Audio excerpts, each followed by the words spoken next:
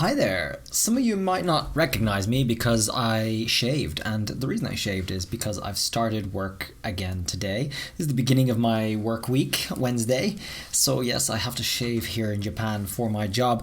But you know what? We're going to have a look at IGN's review for Pokemon Sword and Shield, which seems to be getting a hammering from its viewers. It's sitting on about 57% like ratio, so we gotta have a look at this. Let's see what the hell they're talking about. Here goes nothing.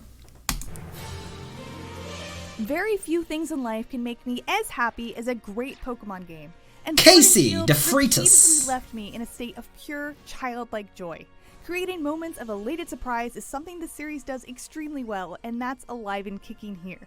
The first mainline Pokemon games on the Switch are fantastic RPGs in their own right, bursting with the same nostalgic charm. But it doesn't fall victim to getting stuck in the past. It streamlines and fixes many of the series' long-running problems, from excessive tutorials to the tedium of navigating random encounters.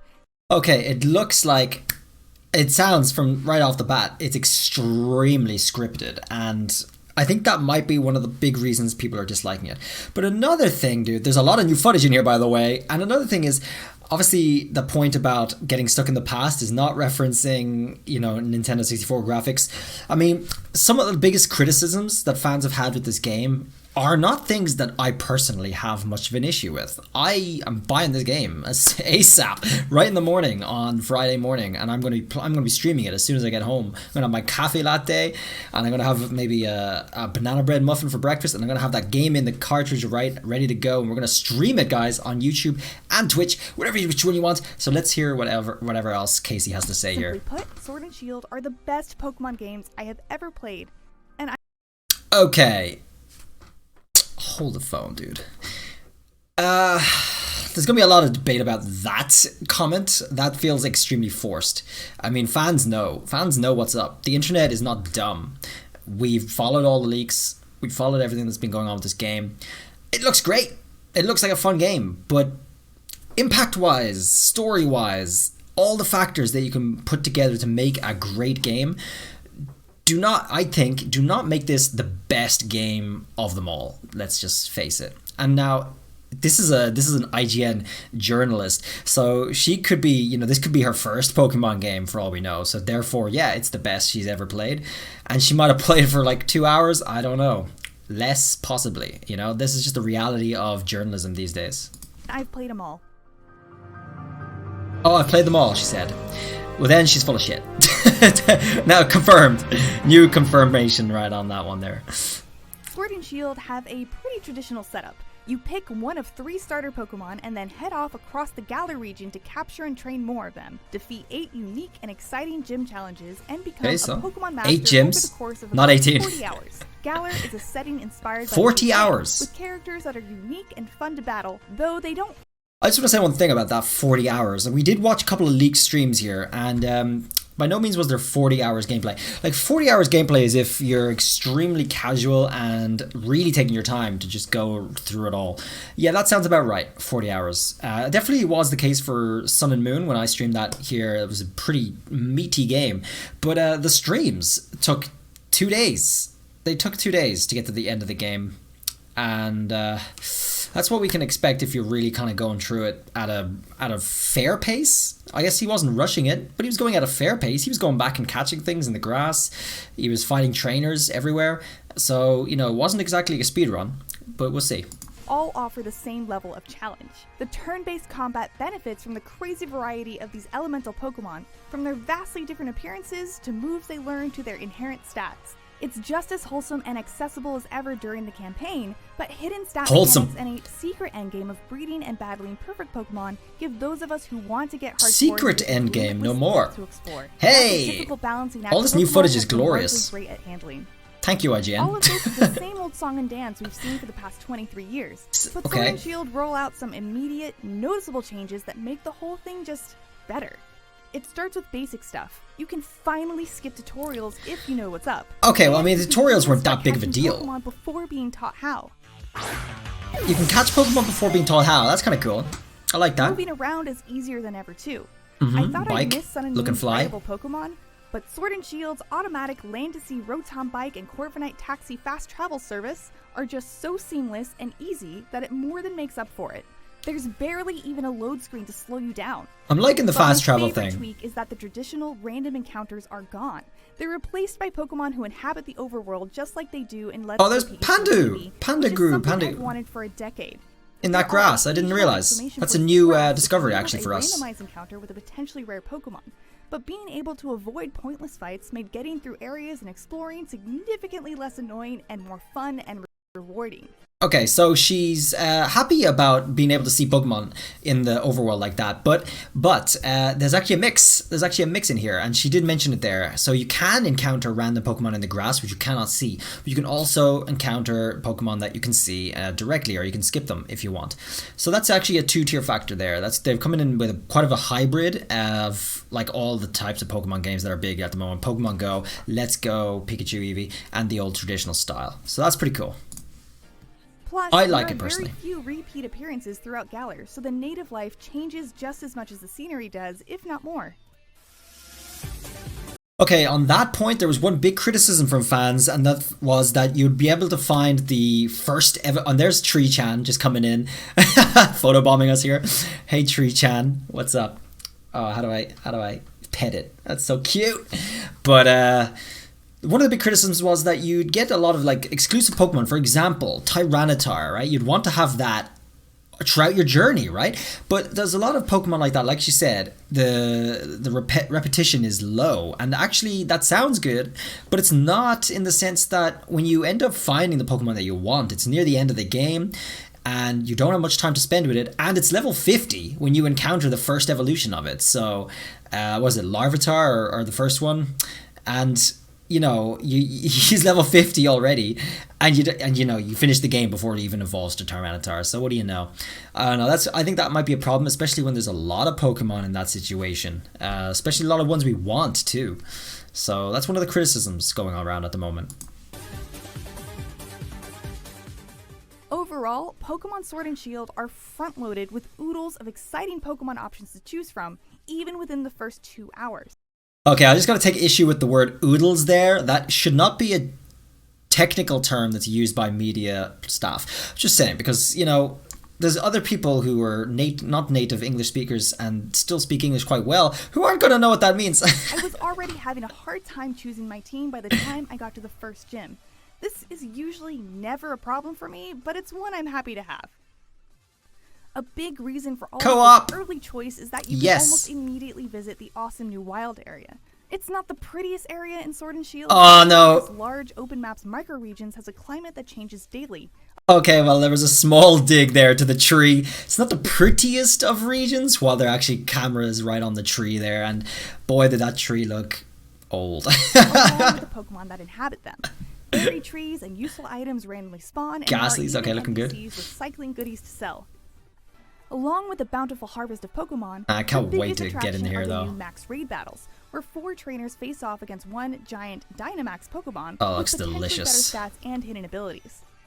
Once a battle in these raids, in stadiums, and against other players, you can Dynamax or Gigantamax a Pokemon. The music is sick, by the way. From what I saw in the streams, oh my god! For 3 turns, adding an extra layer of that egg is enough to feed Africa, boys. My god. Max raid battles were neat little optional detours to my adventure, and I always looked forward to seeing what new battles awaited me each time I visited, and what kind of useful consumables I'd earn as a reward. Some of them even offer a genuine challenge, and that requires you to think of specific strategies and to see a lot of cool new footage in here though. As you can't really rely on inconsistent NPC helpers against more difficult raids. So you do have NPC helpers, dude. NPC helpers confirmed, guys. Holy, okay, that's huge, dude. You could do raids yourself? You could solo raids? With NPCs? Okay, I mean, I'm down for that, I guess. I mean, I'm not going to probably be using it that much because I want to have raids with you guys who are playing with me and watching my streams. I want to have raids with you guys, so get in here, dude. Get your sub in. Ahead of release.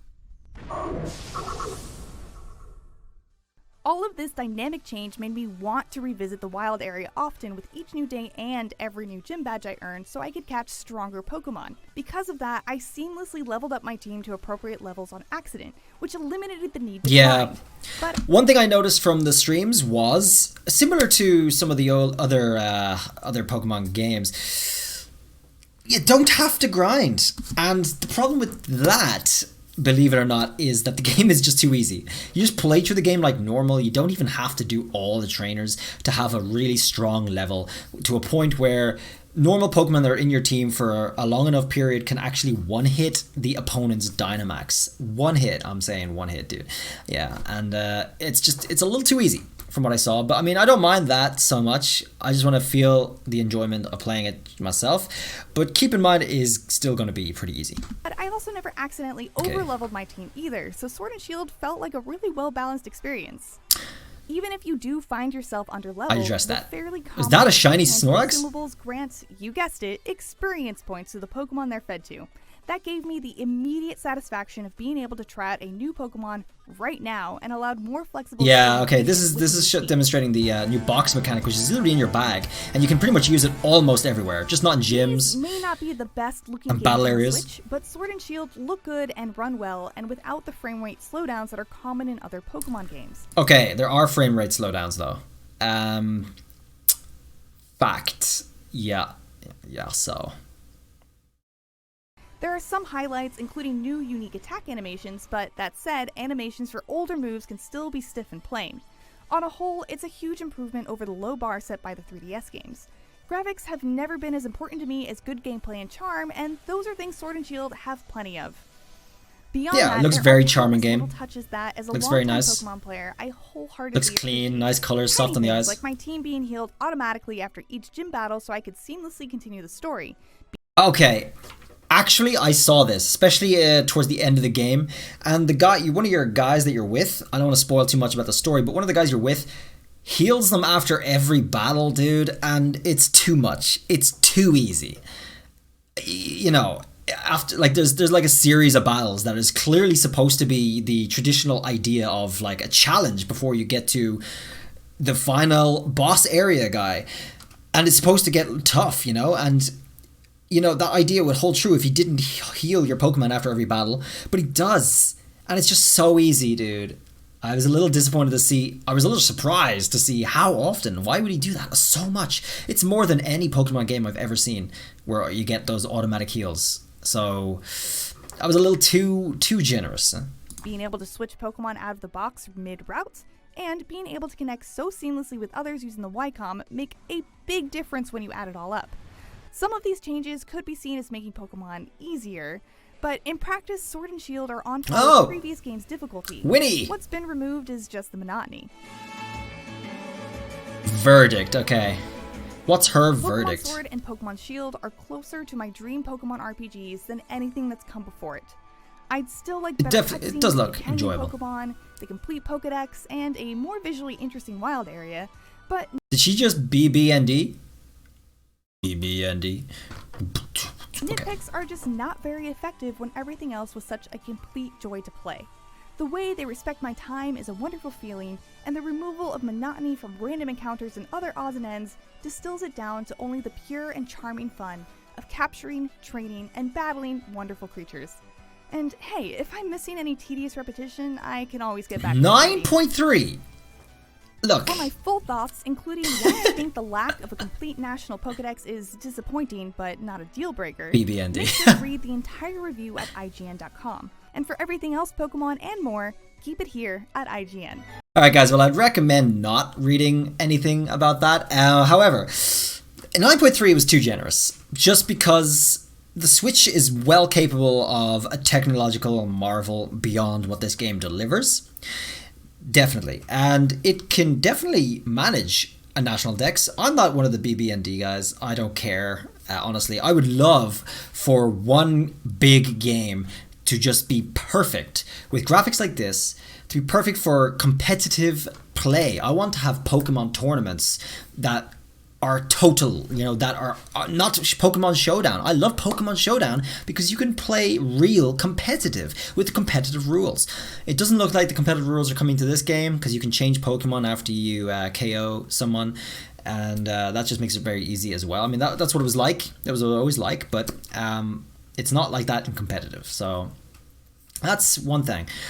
And as for the 9.3, dude, it's really not considering graphics. I mean, we know how rating works with these big companies. Like every time they give a game a lower than expected rating, fans are just in uproar. There's a lot of flack against the company. So now it's just more profitable for the company to just give every game a massively great rating, unless it's just completely unjustified. So ratings don't mean anything anymore. IGN has to give a high rating. Like 8 is probably like the minimum for any semi-decent game. It would have to be, because otherwise they're going to get destroyed and people are not going to click their articles. People are going to be outraged. So they're looking to make profit off of your clicks, just like us YouTubers and all that stuff. My verdict on this review is that it's complete garbage. It's just phony.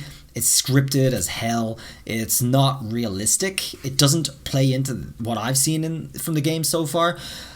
I think what it comes down to is what I talk about with the leaker in my interview video, which I'll have here in the window for you guys to click into. I think it's well worth a look if you guys want to see what the leaker has to say after playing the game for 2 days.